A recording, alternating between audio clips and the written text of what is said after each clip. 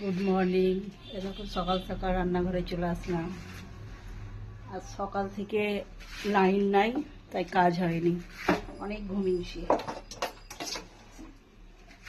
রান্না হচ্ছে দেখো গুলা রুটি। কেটে খাওয়া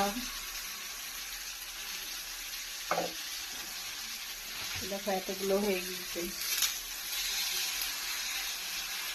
সকাল থেকেই রান্না শুরু, প্রতিদিনকার কাজ।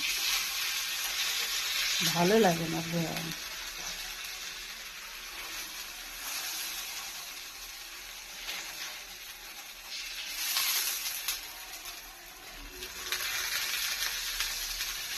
তোমরা কে কে খাও কমেন্ট করে জানাবা। আমার সময় হয় না করা।